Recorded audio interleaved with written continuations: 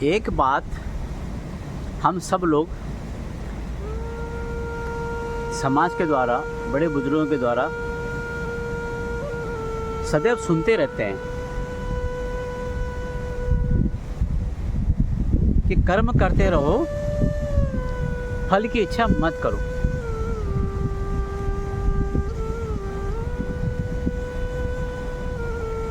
तो समझ में कम ही आता है, अरे जब कर्म करेंगे तो फल की इच्छा क्यों नहीं करेंगे? फल की इच्छा तो करनी पड़ेगी ना, इसलिए तो कर्म कर रहे हैं।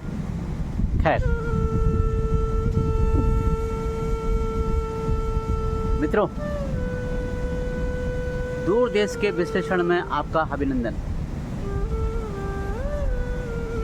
मित्रों, कर्म करते रहो, फल की इच्छा मत करो। और यही कर्म देश की राजधानी में दो राजनीतिक पार्टियां कर रहे थे और कर रहे हैं, करते रहेंगे। शायद उन्होंने फल की इच्छा जरूर प्राप्त करने की कोशिश करी होगी, लेकिन फल तो मिल ही गया। एक ऐसी राजनीतिक पार्टी जो अभी विपक्ष में बैठने का प्रैक्टिस कर रहा है, वो अभी से जोर शोर से तैयारी कर रहे हैं कि विपक्ष में बैठेंगे तो क्या क्या मुद्दे उठाएंगे, कैसे किसी को सदन के पटल में पटकना है, कैसे सदन के बाहर उनके सामने धरना देके उनको धराशायी करना है। वो फल की इच्छा जरूर कर रहे हैं, लेकिन फल क्या मिलेगा ये वो भली भांति जानते हैं। एक दूसरी पार्टी है,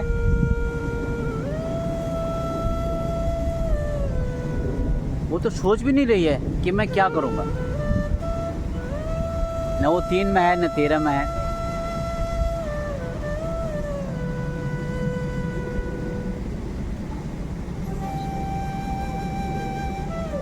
हाथ ने झाड़ू को लपेट दिया और अब झाड़ू चाहता है मैं हाथ को लपेटूं। हाथ कहता है मैंने 594 सीटों में से मैंने 99 सीटें तो मैं राजा बन गया। वो अपनी मद में चल रहा है। और झाड़ू राजधानी के बाहर एक गुजरात राज्य में गया है, वहाँ उसने हाथ को पीछे करके झाड़ू आगे कर दिया। वो भी कितने में? कम से कम 1950 सीटों में से 35 सीट लाके वो झाड़ू आगे कर रहा है। देखो ये किस लोग की पार्टी हैं, इनके सर्वे सर्वा कौन है? मित्रों, आपने कभी नोट किया, कभी देखा होगा, जब बाढ़ आती है, जब भयंकर स्थिति आती है बाढ़ की, तो जितने भी प्राणी हैं, मनुष्य तो अपने अपने जगह बना लेता है, लेकिन जो जानवर होते हैं या पशु पक्षी होते हैं, उनको लगता है कि पूरे बाढ़ में जब कुछ नहीं दिखाई दे रहा था, उनको एक छोटा सा पेड़ दिखाया जाता है, उस पेड़ पर चढ़ने के लिए सब तैयार हो जाते हैं। उसमें भालू भी होता है, चीता भी होता है, बाघ भी होता है, सब होते हैं। आप जानिए, एक दूसरे के जाने दुश्मन होते हैं, लेकिन जब परिस्थितियाँ विकट होती हैं, विकराल होती हैं, तो सब बचने की कोशिश करते हैं और सब चाहते हैं कि हम उस पेड़ पे चढ़ें। और एक दूसरे को स्वागत तो नहीं करते, बुलाते तो नहीं हैं, लेकिन सब बचने के लिए जाते हैं एक ही पेड़ पे। लेकिन जब बाढ़ जब ख़त्म हो जाता है, जब पानी वहाँ से निकल जाता है, तब वो सब पेड़ से निकलते हैं। जब नीचे उतरते हैं, फिर वो एक दूसरे के जाने दुश्मन। यही इन दोनों पार्टियों का हो रहा है। कहीं पे बंधन, कहीं पे खंडन, कहीं पे गठबंधन, कहीं पे कुछ, कहीं पे कुछ। एक विचारधारा किसी की फिक्स नहीं है। एक मति और सम्मति कहीं पे भी इनकी फिक्स नहीं होती है। खैर, ये तो इनके राजनीतिक जो यात्रा है उसमें ये करते आ रहे हैं, सो कॉल्ड ग्राउंड पार्टी। मित्रों, आप देखो, अपने आप को, अपनी हार को बचाने के लिए, अपनी हार को स्वीकृति न करने के लिए ये क्या क्या षड्यंत्र और प्रपंच रच रहे हैं, ये देश की जनता को पता है और दिल्ली की जनता को पता है। आखिर में क्या हासिल करना चाहते हैं आप समझिए। एक पार्टी का तो जो सर्वा नेता है, अब नाम तो नहीं बताऊंगा मैं, शायद आपको बुरा लगेगा, वो खिलौने से खेल रहे हैं। वो खिलौने से खेल रहे हैं, वो भी ट्विटर पे, एक्स पे, फेसबुक पे, इंस्टाग्राम पे, नेशनल टीवी पे वो खिलौने से खेल रहे हैं। अरे ये उम्र है खिलौने से खेलने की? कब ये परिपक्व होंगे? और एक नेता तो ऐसा है जिसने सोचा था कि ये सूरज कभी डूबेगा नहीं। वो 10-12 साल से चल ही रहा था। वो ऐसे बंद गली में जाके फंसा है जो बंद गली का आखिरी मकान है, और वो मकान उसके लिए कोप भवन बन चुका है। और शायद जब से दिल्ली के रिजल्ट आया है, चुनाव का रिजल्ट आया, तो तब से उस कोप भवन से निकला ही नहीं। बस समझो वो दिल्ली में वो गली का आखिरी कोना है।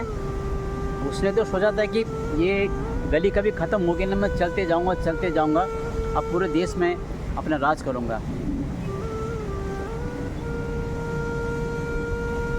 इतनी उनकी अभिलाषा जरूर थी, लेकिन वो अभिलाषा में जो जंक लगाया उनके अहंकार के भाव ने, उनके बड़ बोलने, उनके भ्रष्टाचार के आचरण। बेचारा कैसे भटका, किसने भटकाया, क्यों भटका, ये अभी भी मेरे मन में एक जानने की इच्छा है। और मेरा ही नहीं, पूरे देश के पब्लिक को ये जानने की इच्छा है। एक व्यक्ति जो राजनीति बदलने आया था, जो देश का चेहरा बदलने आया था, जो देश को एक विकास के रास्ते पे ले जाना चाहता था, वो इतना भ्रष्ट कैसे हो गया? कहीं न कहीं तो चूक हुई है, कहीं न कहीं तो बहुत भारी गलती हुई है। मित्रों, मैंने बोला ना, कहते हैं कर्म करो फल की इच्छा मत करो। कर्म किया इन्होंने, फल बिना इच्छा के मिल गया, लेकिन जो फल मिला है वो शायद इनके हित में नहीं है। अभी भी वक्त है। अब आप देखिए, अच्छा एक बात मजे की बात और है, दिल्ली की जनता ने राजनीतिक कूड़े को साफ किया। और अब आप देखिए, बड़ी बड़ी मशीनें और पार्टी की नियति और नीति को देखिए, वो यमुना की सफाई कर रहे हैं। देखो, दोनों समानांतर चल रहे हैं, बहुत अच्छी बात है। कुछ दिनों में आपको हो सकता है, कुछ महीने, कुछ सालों में आपको यमुना जी बिल्कुल शुद्ध मिलेगी, आप डुबकी लगा सकते हैं। और ऐसे ही दिल्ली की राजनीति से जो राजनीतिक कूड़ा हटाया गया, उससे भी शायद दिल्ली की जनता को कुछ न कुछ तो राहत मिली है, कुछ न कुछ तो खुले आसमान के नीचे सांस लेने में उनको तकलीफ नहीं हो रही होगी अभी। अब उम्मीदें बढ़ी हैं, बहुत उम्मीदें बढ़ गई हैं कि अब कुछ दिल्ली में अच्छा होने वाला है। एक महाशय, कल मैंने सुन रहा था टीवी पे, वो बोल रहे थे कि जो पार्टी अभी दिल्ली में जो सत्ता में आई है, वो आने वाले 5 साल में कई रिकॉर्ड बनाएंगे। हाँ, उनकी वाणी सत्य हो, उनके वाणी में घी और शक्कर ज़रूर। जो सत्ता में जो पार्टी आई है वो ऐसे ऐसे रिकॉर्ड बनाएंगे जिस रिकॉर्डों को सुन के देख के दिल्ली वाले अपना सीना चौड़ा करेंगे। ऐसे ज़रूर रिकॉर्ड बनाएंगे। मित्रों, कितनी बड़ी विडंबना है। जब आप सत्ता में थे आप कुछ नहीं कर पाए, अब कोई सत्ता में आ रखा है, किसी ने बागडोर संभाले, अरे उसको करने दीजिए ना। आप तो हर हमेशा जब से आप सत्ता में आए आप तो 36 का आंकड़ा लेके चले। मैं दिल्ली का मालिक, अपने बॉस को बोलो मेरे से मिले, फलाना ढिमकाना, क्या क्या नहीं हुआ। आज